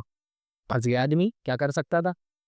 ہاں، دھمکی ہے، اپنی جان بچائے یا اپنی عزت بچائے. تو اس نے کہا ٹھیک ہے، تم جو بول رہی ہو اس کے لیے میں تیار ہوں، لیکن اس وقت میرے پیٹ میں درد ہے، مجھے بیت الخلاء جانا ہے، قضاء حاجت کی ضرورت ہے. میں اس سے فارغ ہو کر کے آ جاؤں، تمہارے گھر میں کہاں بیت الخلاء ہے بتا دو، پھر میں تمہاری خواہش پوری کرتا ہوں. اس نے کہا جاؤ. تو گیا بیت الخلاء میں. پہلے بیت الخلاء میں وہ غلاظتیں جمع رہتی تھیں، وہ گندگی اس نے اٹھائی بیت الخلاء سے اور اپنی جسم پہ لگا لیا اور آ گیا عورت کے سامنے کا، لو میں تمہارے لیے تیار ہو کے آ گیا ہوں، کر لو اپنی ضرورت پوری. عورت دین کا کہ نے دروازہ کھولا، کا بھاگو یہاں سے. جس آدمی کو اپنی عزت بچانی ہوتی ہے اور اس کی نیت ہوتی ہے اپنی عزت بچانے کی، اللہ اس کے لیے راستے کھلتا ہے. خاص طور پہ نوجوانوں سے میں کہہ رہا ہوں، وَمَن يَسْتَعْفِفْ، اللہ کے رسول نے فرمایا جو عفت بچانے کے لیے کوشش کرے گا یعفہ اللہ، اللہ تعالیٰ اس کو عفت اور پاک دامنی عطا فرمائے گا، اپنی نیتوں کو اس لیے خالص رکھے. یہ مت بولیے کہ زمانہ ایسا خراب ہے. معاشرے کی خرابی آپ کی خرابی کے لیے جواز نہیں بن سکتی ہے. وہ اللہ کے رسول صلی اللہ علیہ وسلم ایک صحابی تھے نا، دیکھیے مجھے نام نہیں یاد آ رہا ہے. اللہ کے نبی صلی اللہ علیہ وسلم ایک صحابی تھے، کیا نام بھائی، مکہ سے ہجرت کر کے مدینہ گئے، بڑے تندرست اور طاقتور تھے. تو اللہ کے نبی صلی اللہ علیہ وسلم نے ان کو کام دیا کہ جو مکہ کے مسلمان اسلام لے آئے ہیں اور ان کو قید کر دیا گیا ہے، ہجرت کرنے کی اجازت دی جا رہی، ان کو چھڑا کر کے لے آئے. ہاں بنی حنظلہ نے، بہرحال صحابی تھے. تو وہ گئے، ان کی وہ گئے کہ ایک قیدی کو چھڑانے کے لیے مکہ سے، مدینہ سے مکہ. اور ان کی ایک معشوقہ تھی زمانے جاہلیت کی، عناق نام تھا، خاتون کا نام مجھے یاد ہے، عناق تھا. تو وہ عناق نے سایہ دیکھ کر کے پہچان لیا، سایہ دیکھ کر کے پہچان لیا کہ مرحبا، آج کی رات بت عندنا، آج کی رات ہمارے ساتھ گزار گئے. تو انہوں نے کہا عناق میں نے اب اسلام قبول کر لیا ہے، اور اب اس زنا کی اجازت میرا دین مجھ کو نہیں دیتا تھا. کان نہیں کرو گے زنا، چلاؤں، یہ چلانا شروع کر دیا کہ مکہ والو دیکھو تمہارے فوجی کو، تمہارے قیدی کو چھڑانے کے لیے آیا یہ بندہ. بھاگے بیچارے، بھاگتے بھاگتے جا کر کے ایک جگہ چھپ گئے، پیچھے سے مکہ والے ڈھونڈنے کے لیے آئے لیکن ملے نہیں. جو آدمی جب تقوی انسان کی دل کے اندر آ جاتا ہے نا، وہ بڑے سے بڑے گناہ سے بچا لیتا ہے. اس لیے میں بولتا ہوں نا، آج کے دور کا اللہ کا ولی اگر دیکھنا ہونا، اس نوجوان کو دیکھو جو کسی یونیورسٹی میں پڑھ رہا ہے، کالج میں پڑھ رہا ہے، اور اس نے اپنی پاک دامنی کو داغدار نہیں ہونے دی ہے. اللہ کا ولی ایسا بندہ. مرثد نبی، ہاں مرثد، ہاں ابو مرثد الغنوی، ابو مرثد الغنوی ان کا نام ہے. تو یہ اللہ کا بندہ ولی ہے. جو ایسے میں سمجھتا ہوں ہم لوگ مولوی ہیں الحمدللہ، ہمارے ارد گرد جو حلقہ ہے وہ دیندار لوگوں کا حلقہ ہے. ہم کو ادھرے فطروں کے اتنے حملے نہیں ہیں، لیکن وہ نوجوان جو فتنوں کی اس دور میں کالج میں ہے، یونیورسٹی میں ہے، اور چاروں طرف سے اس پر حملے ہو رہے ہیں، اور معاذ اللہ کے خوف سے وہ بچ رہے. اس کو زنا کی دعوت ہے، اس کے لیے زنا بہت آسان ہے، لیکن کون سی چیز ہے جو اس کو زنا سے روک رہی ہے؟ باہر کا خوف نہیں، اندر کا خوف. ہاں اللہ کے نبی نے فرمایا، اللہ تعالیٰ کے ساتھ شرک کرنے کے بعد سب سے بڑا گناہ کیا ہے؟ کہ تم اپنا نطفہ کسی ایسی عورت کے رحم میں ڈالو کہ تمہارے لیے حلال نہیں ہے. شرک کے بعد سب سے بڑا گناہ بتایا اللہ کے رسول صلی اللہ علیہ وسلم نے. جس کو جنت جانا ہے اس کو یہ مرحلہ تو پار کرنا پڑے گا، چاہے عورت ہو یا مرد. جنت جانے کے لیے یہ آزمائش، اس سے تو گزرنا پڑے گا. اللہ کے رسول صلی اللہ علیہ وسلم نے فرمایا، نہ ترکت فکرتن اضر علی الرجال من النساء، میں نے عورتوں سے بڑا فتنہ مردوں کے لیے کوئی نہیں چھوڑا ہے. سب سے بڑا فتنہ دنیا میں ہمارے لیے عورتیں. اللہ کے نبی صلی اللہ علیہ وسلم نے فرمایا، ان الدنیا حلوۃ خدیرۃ وان اللہ مستخلفکم فیہا، کہ دنیا بہت سبز و شاداب ہے اور اللہ اس دنیا میں تم کو بھیجنے والا ہے. فینظر کیف تعملون، تو اللہ دیکھے گا کہ تم کیسا عمل کرتے ہو. یہ دنیا آزمائش کی جگہ ہے، اللہ نے تم کو بھیجا ہے تاکہ تمہارے عمل پر نگرانی رکھے. فاتقوا الدنیا واتقوا النساء، تو دنیا سے بچو، خاص طور پہ عورتوں سے بچو. سب سے شدید ترین فتنہ عورت کا فتنہ ہے، اور جنت جانے کے لیے اس آگ میں جلنا ہے آپ کو. یہ فتنہ آج کے دور میں اور شدید ہو گیا. اللہ تعالیٰ نے قرآن میں 2-3 مقامات پہ بتایا کہ کون لوگ اللہ کے بندے ہوئے جو جنت میں جائیں گے، اور ان مقامات پہ اللہ تعالیٰ نے جو شرطیں رکھی جنت میں جانے کے لیے، اس میں سے شرط کیا ہے؟ والذین ہم لفروجہم حافظون. اللہ نے فرمایا قد افلح المؤمنون، ایمان والے کامیاب ہو گئے. اور اس کامیابی کی صفتیں بیان کی کامیاب ہونے والوں کی، اس میں سے ایک صفت کیا ہے؟ والذین ہم لفروجہم حافظون، جو لوگ اپنی شرمگاہوں کی حفاظت کرنے والے. جنت جانا ہے تو یہ آزمائش پر اترنا پڑے گا. اللہ نے فرمایا، من اغمن لی ما بین لحییہ وما بین رجلیہ، جو مجھے گارنٹی دے گا اپنی دانتوں کے درمیان 2 چیز ہے یعنی زبان، وما بین رجلیہ، اور اپنے پیروں کے درمیان 2 چیز ہے یعنی شرمگاہ. اپنی زبان اور اپنی شرمگاہ کی حفاظت کرنے کی کوئی گارنٹی دیتا ہے؟ میں اس کے لیے جنت کی گارنٹی دیتا ہوں. جنت جانا ہے تو یہ کرنا پڑے گا، اور مردوں ہی تو نہیں، عورتوں کو بھی. یہ فتنہ عورتوں کے لیے بھی. اللہ کے نبی صلی اللہ علیہ وسلم نے عورتوں کے بارے میں بھی کیا فرمایا؟ ایما امرأتی صلت خمسہا، ہر وہ عورت جو 5 وقت کی نماز پڑھ لے، صامت شہرہا، رمضان کا روزے رکھے، وَأَطَاعَتْ بَعْلَهَا، اور شوہر کی اطاعت کرے، وَأَحْسَنَتْ فَرْجَهَا، اور اپنی عزت کی حفاظت کر لے، اپنے آپ کو زنا سے بچا لے. نماز، روزہ، شوہر کی اطاعت اور پاک دامنی، 4 کام اگر عورت کر لے گئی، اس کے لیے جنت کے سارے دروازے کھول دیے جائیں گے. جس دروازے سے داخل ہونا جائے داخل ہو جائے. پہلا کام اس لیے معاشرے میں ذہنی تربیت پر کرنا ہے. ہمارے خطبوں میں، ہمارے دروس میں، عبادتوں کے ذریعے سے تقویٰ دل کے اندر پیدا کرنا. تربیت میں ٹائم بتا دیجیے گا، شیٹ میں دیجیے کھول جائے تو. موضوع بہت طویل ہے، مکمل نہیں ہو پائے گا، آپ بتا دیجیے جب وقت ہو جائے تو. ذہنی تربیت میں بے حیائی سے معاشرے کو بچانے کے لیے دوسرا کام یہ کیا گیا ہے کہ معاشرے کے مردوں کو باغیرت بنایا گیا ہے.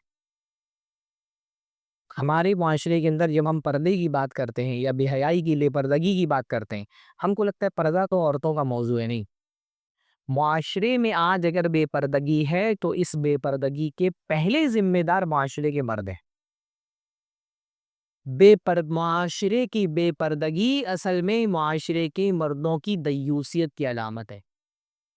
جس معاشرے میں مرد جتنا دیوس اور بے غیرت ہوگا، عورتیں اتنی ہی بے پردہ ہوں گی. عورتیں تو بھائی ہر معاشرے کے اندر عورتیں ہمیشہ مردوں کے تابع ہو کر کے رہتی ہیں. عورتیں ویسی رہتی ہیں جیسے مرد ان کو رکھتے ہیں. جس گھر کے اندر عورت بے پردہ ہے اس گھر کا مرد دیوس ہے. بیٹی اگر بے پردہ ہے باپ دیوس ہے. بیوی اگر بے پردہ ہے شوہر دیوس ہے. بہن اگر بے پردہ ہے اس کا بھائی دیوس ہے. اللہ نے عورتوں کو پردہ دینے سے پہلے مردوں کو غیرت سکھائی ہے. اللہ کے نبی نے فرمایا ان اللہ یغار وان المؤمن یغار، اللہ غیرت والا ہے اور ایمان والے بندے کو بھی غیرت ہونی چاہیے. آپ اگر ایک باپ ہیں، آپ کو غیرت ہونی چاہیے اپنی بیٹی کے لیے کہ میری بیٹی کیسا لباس پہن کر کے گھر سے باہر جا رہی ہے، کن لوگوں سے رابطے پہ رہ رہی ہے. میری بیٹی بول کر تو جا رہی ہے کہ میں اسکول جا رہی ہوں، کالج جا رہی ہوں. گھر سے نکل رہی ہے، کالج اسکول پہنچ رہی ہے یا کسی ہوٹل میں پہنچ رہی ہے. ہاں، کتنے کیسز آپ کے کانپور سے، لکھنؤ سے، الگ الگ علاقوں سے آتے. مسلم لڑکیاں ہوٹلوں میں پکڑی جا رہی ہیں. یہ بھی کسی کی بچی، یہ بھی گھر سے ہی بول کر کے نکلی میں کالج جا رہی، یونیورسٹی جا رہی ہوں، میں کوچنگ کلاس جا رہی ہوں. باغیرت باپ. میں نہیں کہہ رہا لڑکیوں سے بس شک کرے، میں یہ نہیں کہہ رہا لڑکیوں پر شک کریں، لیکن اپنے اعتماد کی وجہ سے اس کو ایسی آزادی نہ دے کہ اس کو دی ہوئی آزادی اس کے لیے فتنہ بن جائے. بھروسہ کرے پر بھروسے میں ایسی آزادی بن دے گی آپ کی دی ہوئی آزادی اس کی دین کے لیے، اس کے ایمان کے لیے، اس کی پاک دامنی کے لیے فتنہ بن جائے. نظر رکھے. باپ نگراں ہے، میں نہیں کہہ رہا تعلیم کے دروازے بند کر دے، تعلیم دلائیں پر ایسی تعلیم مت دلائیں جو اس کی عزت کے لیے خطرہ بن جائے، بلکہ اس کے دین کے لیے خطرہ بن جائے. یہ عشق و محبت کے جال جو پھیلائے گئے ہیں، اس میں بعض مرتبہ بہت سارے غیر مسلم اپنے عشق کی جال میں پھیلا کر کے ایک لڑکی سے صرف اس کی عزت نہیں چھینتے، اس کا دین بھی چھین لیتے ہیں. یہ جو ارتداد کے کیسز اتنی بڑی تعداد میں ہو رہے ہیں، اس کی بہت بڑی وجہ یہ عشق و محبت کے افسانے. باپ اگر باغیرت ہے اس کو اپنی بیٹی کی نگرانی کرنی ہے.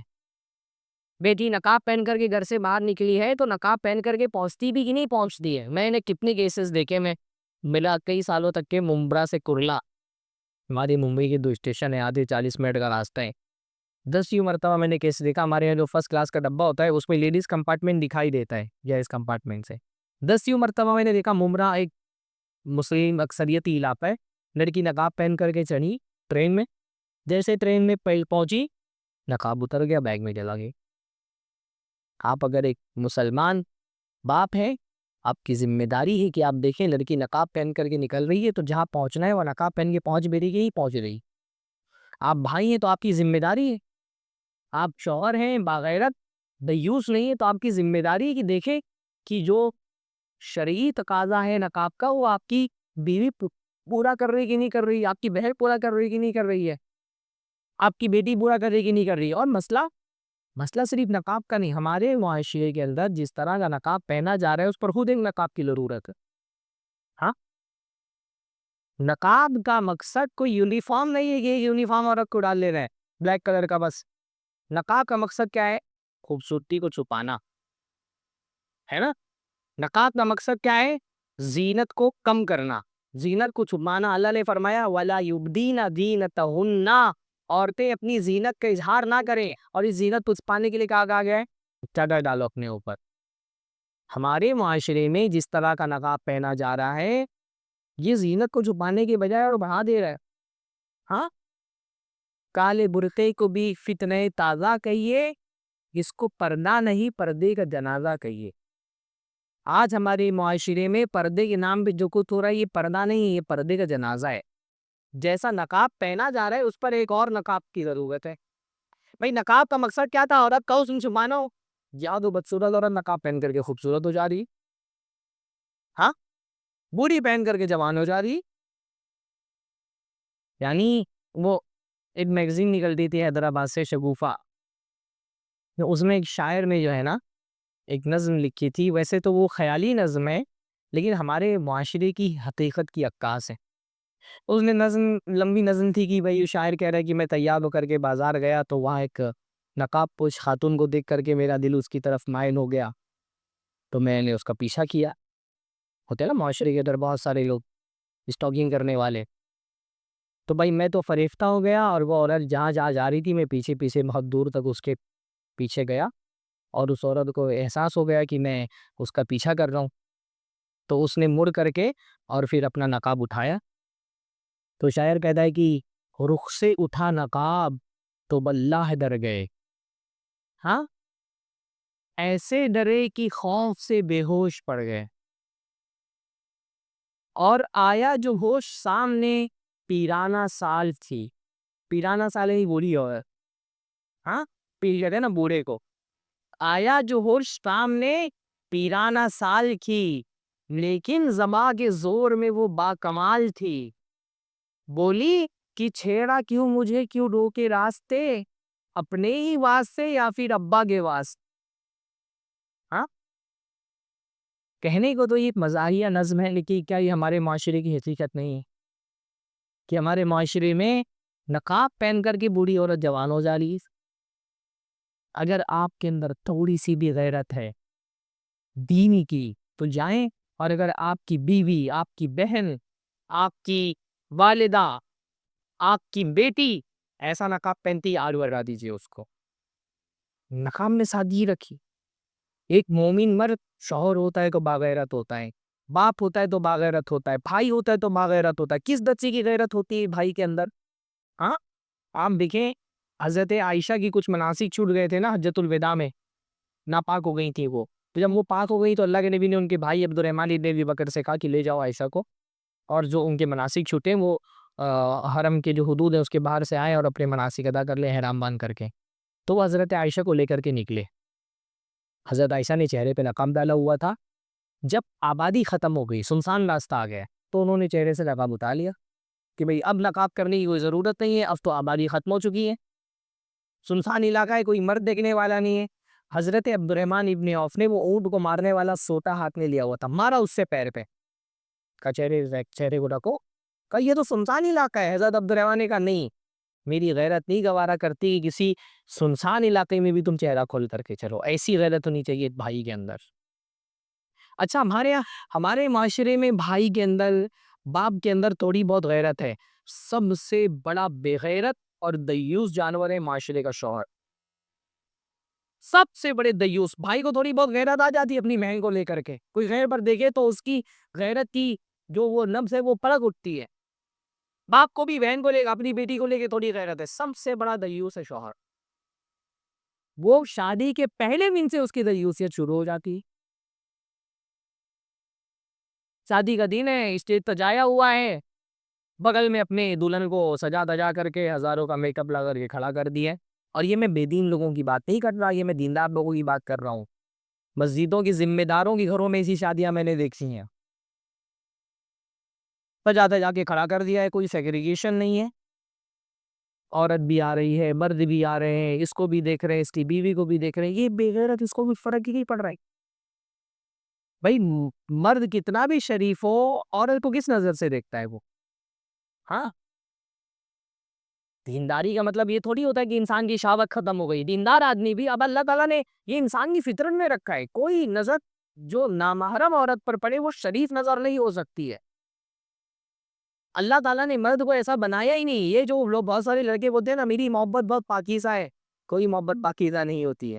ہاں، محبت جو شریعت کی حدود کے باہر ہو وہ پاکیزہ نہیں ہو سکتی. اللہ تعالیٰ نے انسان کی فطرت ایسی نہیں بنائی ہے. یہ بے غیرت، اس کو کوئی فرق ہی نہیں پڑ رہا کہ میری بیوی کو لوگ کس نظروں سے دیکھ رہے ہیں. وہ کیمرہ مین بلائے جاتے ہیں پتہ نہیں کہاں کے کافر مشرک بے دین، وہ فوٹو لے رہے ہیں بیوی کو الگ الگ اینگل سے، اٹھا کے بٹھا کے لٹا کے. جتنے اینگل سے وہ دیکھ لیتا ہے زندگی بھر شوہر اتنے اینگل سے نہیں دیکھ پاتا اپنی بیوی. ابھی پچھلے دنوں سوشل میڈیا پہ ایک فوٹو شوٹ کا جو ہے نا وہ امیج چل رہی تھی پاکستان کا. وہ دلہن کو لٹایا ہوا ہے لہنگا پھیلا کر کے، اور اوپر سے یہ کون سا اینگل ہوتا ہے فوٹو لینے کا؟ ہاں، اتنی بے غیرت، اس کو کوئی فرق ہی نہیں پڑتا ہے بھائی. ہاں، یہ خوش ہے. یہ لڑکے بیچارے ہمارے معاشرے کے زیادہ دیر دیر شادیاں ہو رہی ہے نا، 25 سال 30 سال کے ہو جا رہے تب جا کر کے دلہن ملتی ہے. ان کو لگتا ہے ہم کو جو مل گیا وہ کسی کو نہیں ملا، تو اس کو سجا دجا کر کے ایک دم ہاتھ پکڑ کر کے لے کر کے نکلتے دکھانے کے لیے لوگوں کو. یعنی اتنا شوق کا زمانہ ہے کہ لوگوں نے بیویوں کو بھی شوق کا ذریعہ بنا لیا ہے. بیویاں بھی دکھا رہا. آدمی بڑی بائک لیتا ہے تو دکھاتا ہے، iPhone 17 خریدتا ہے تو دکھاتا ہے. آج کل یہ ہو رہا ہے جس کو خوبصورت بیوی مل گئی ہے وہ سوچ رہے ہیں میں کیسے دکھاؤں کہ میری بیوی خوبصورت ہے. کچھ نہیں، اس کا بس چل پا رہے، ہنی مون پہ جا رہے ہیں، فوٹو لے لے کر کے لگا رہے اسٹیٹس پہ انسٹاگرام پہ. ہاں، بہت دیندار ہے تو چہرے پہ ایموجی لگا کر کے ڈال دے رہے. کچھ نہیں دکھا پا رہے تو ہاتھ ہی دکھا دے رہے. بھائی تم کیوں چاہتے ہو کہ تمہاری بیوی کو کوئی دیکھے؟ بھائی آپ اللہ تعالیٰ نے اچھی بیوی دی ہے، جاؤ شریعت حلال میں انجوائے کرنے سے نہیں رکے، جاؤ ہنی مون خود انجوائے کرو نا. دوسروں کو کیوں انجوائے کروا رہے ہو؟ کیوں چاہتے ہو کہ کوئی تمہاری بیوی کا ناخن بھی کوئی کیوں دیکھے؟ ہاں، تمہاری بیوی کا ناخن بھی کوئی کیوں دیکھے؟ کیوں چاہتے ہو کہ تمہارے لوگوں کو پتہ چلے کہ تمہاری بیوی بہت خوبصورت ہے؟ ایک شوہر کتنا باغیرت ہونا چاہیے اس کا اندازہ آپ اس سے لگائیے کہ اللہ کے رسول صلی اللہ علیہ وسلم نے ایک مرتبہ صحابہ بیٹھے ہوئے تھے، اپنا خواب بیان کیا. حضرت ابوبکر، حضرت عمر، بہت سارے صحابہ بیٹھے ہوئے. اللہ کے رسول صلی اللہ علیہ وسلم نے کہا کہ آج میں نے خواب دیکھا. خواب میں مجھے ایک حسین سا محل دکھایا گیا. میں نے دیکھا کہ اس خوبصورت محل کے باہر ایک حور وضو کر رہی ہے. تو مجھے لگا کہ یہ میرا محل ہے اور یہ میری حور ہے. تو میں نے پوچھا فرشتے سے کہ یہ کس کا محل ہے اور یہ کس کی حور ہے؟ تو مجھے بتایا گیا کہ حضرت عمر کا محل ہے اور یہ حور حضرت عمر کی حور ہے. سفید سا محل ہے اور باہر ایک حور وضو کر رہی ہے. اللہ کے نبی نے حضرت عمر سے کہا عمر، جیسے ہی میں نے تمہارا نام سنا کا میں نے اپنی نظریں پھیر لی تھی، مجھے تمہاری غیرت یاد آ گئی. ہاں، ایک مسلمان اتنا باغیرت ہوتا ہے کہ دنیا کی بیوی تو دور، اس کی غیرت تو یہ بھی گوارا نہیں کرتی کہ جنت کی حور کو بھی کسی کی نظروں نے آلودہ کیا ہو. یہ غیرت ہونی چاہیے ایک معاشرے میں، ایک مومن کے اندر، ایک شوہر کے اندر، کہ میری بیوی کا ناخن بھی کوئی کیوں دیکھے گا. جب شوہر کے اندر غیرت ہوگی تو عورتیں پردہ کریں گی انشاءاللہ تعالی. شوہر ہی بے غیرت کو فرق نہیں پڑتا اس کے گھر میں کون آ رہا ہے کون جا رہا ہے، موبائل دیا ہوا ہے، عورتیں کس سے بات کر رہی کس سے بات نہیں کر رہی ہیں. تو مردوں کے اندر غیرت پیدا کرنا بہت ضروری ہے. یہ دوسرا کام تربیت میں اللہ نے کیا. اور تیسری تربیت عورتوں کی گئی ہے کہ عورتوں کے اندر حیا پیدا. ٹھیک ہے، عورتوں کو باحیا بنایا گیا ذہنی تربیت میں. یعنی اسلامی معاشرے کے اندر میں ٹائم میرا ختم ہو گیا، ایک مثال بتا کر کے میں بات ختم کرتا ہوں.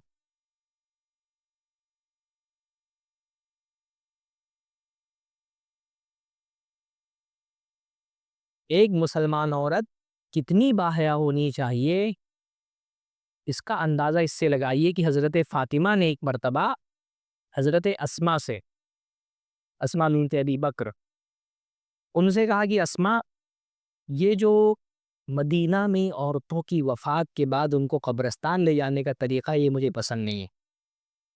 کہ دیکھو عورتوں کو پہلے زمانے میں کیا ہوتا تھا، عورت مر گئی تو اس کو کفن پہنایا گیا، کفن کو چارپائی پر رکھ دیا گیا، اور چارپائی پر کفن مطلب لاش رکھنے کے بعد، کفن پہنانے کے بعد لاش کے اوپر چادر اڑا دی گئی.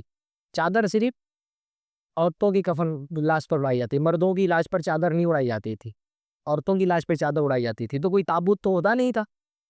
اب جب وہ لاش کو اٹھایا جاتا تو ساری نظریں لاش پر ہوتی تھی نا. تو کہا حضرت فاطمہ نے کہ اسماء، مجھے بہت حیا آتی ہے کہ میرا جنازہ اس طرح سے لے جایا جائے کہ دیکھو گرچہ چادر سے جسم تو چھپ جاتا ہے لیکن جسم کی جو بناوٹ ہے وہ تو نہیں چھپتی. عورت کی جسم کی جو خد و خال ہے، اس کا جو فگر ہے، وہ عورت موٹی ہے، پتلی ہے، وہ تو چادر سے نہیں چھپ سکتی. ہاں، مجھے بہت حیا آتی ہے کہ میرے مرنے کے بعد میرا جنازہ اس طرح سے قبرستان تک لے جایا جائے. یہ حیا کا عالم ہے کہ زندگی میں نہیں، مرنے کے بعد. اور جسم نہیں، جسم کا خد و خال بھی کوئی رحمت دے کے یہ بھی گوارا نہیں. کتنی بڑی بات ہے.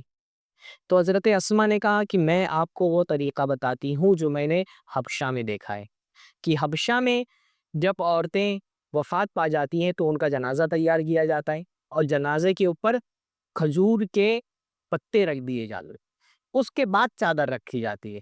تو ان کھجور کے پتوں کی وجہ سے جسم کی بناوٹ ظاہر نہیں ہوتی. حضرت فاطمہ خوش ہو گئی. انہوں نے کہا کہ میرا جنازہ تم تیار کرنا اور اسی طریقے سے تیار کرنا. اور ایسا ہوا بھی کہ حضرت فاطمہ کا جنازہ حضرت اسماء نے اسی طریقے سے تیار کیا. حضرت عائشہ جب اس میں شریک ہونے لگی تو انہوں نے منع کر دیا، تو انہوں نے جا کے حضرت ابوبکر سے شکایت کی. تو حضرت اسماء نے حضرت ابوبکر سے برا واقعہ بیان کیا. اچھا دیکھیں، اتنا حضرت علی اور حضرت ابوبکر کے خاندان اتنا فلوس تک گزرے سے، ہاں، کہ ان کا جنازہ تیار کرنے والی حضرت اسماء. یہ لوگ جیسا دکھاتے ہیں جیسے لگتا ہے حضرت علی میں اور حضرت ابوبکر میں کتنے آپس میں نفرت ہے. ہاں، حضرت فاطمہ کا جنازہ تیار کرنے والی حضرت اسماء نے. تو یہ حیا مطلوب ہے ایک مسلمان عورت سے. ایک عورت کو اپنی حیا اور اپنی پاک دامنی کی قدر سمجھنی چاہیے. ایک مسلمان عورت کو یہ سمجھنا چاہیے کہ اس کی حیا اس کا شرف ہے، اس کی خوبصورتی ہے. ٹھیک ہے، جدید معاشرے میں شیطان کی فتنے کی وجہ سے بعض مرتبہ عورت کو یہ لگتا ہے کہ دوسری عورتیں آزاد ہیں، میں قید میں ہوں. لیکن یہ قید اللہ تعالیٰ کی رحمت ہے. اس آزادی سے جو اس آزادی سے جو عورت جھیل رہی ہے. ہمارے ہاں عورت کی آزادی کا نام لے کر کے اصل میں عورت تک پہنچنے کی آزادی لوگ چاہتے ہیں. یہ آزاد عورت جتنا اسٹریس جھیلتی ہے، چاہے ورک پیلیس ہو یا دوسری جگہوں ہو، جو کمپنیوں میں جتنا اس کے ساتھ برے اخلاق اور برے سلوک سے پیش آیا جاتا ہے، ہماری عورتیں بہت محفوظ ہے الحمدللہ. میں ٹرینوں میں سفر کرتا ہوں، بسوں میں سفر کرتا ہوں، دھکا کھاتی عورتوں کو دیکھتا ہوں ٹرینوں کے اندر. ممبئی میں لوکل ٹرینوں میں آپ نہیں جانتے کراؤڈڈ حال کیا حال ہوتا ہے عورتوں کا. میں سوچتا ہوں کہ یہ عورتیں ہماری عورتوں پہ تانا لگاتی ہیں کہ ہم آزاد ہیں اور یہ غلام ہیں. ہاں، یہ تو اللہ تعالیٰ نے عورتوں کے ساتھ ایک بہت بڑا پریولیج رکھا ہے نا، کہ وہ گھر میں رہے گی. اللہ تعالیٰ نے اس کے سر پر کوئی مال کمانے کی معاشی ذمہ داریاں نہیں ڈالی ہیں. یہ تو پریولیج ہے، یہ اللہ تعالیٰ کی نعمت ہے کہ گھر کی مالی ذمہ داریاں اٹھانا اللہ تعالیٰ نے اس کے کندھوں کو اس سے آزاد رکھا ہے. مردوں نے کیا کیا ہے؟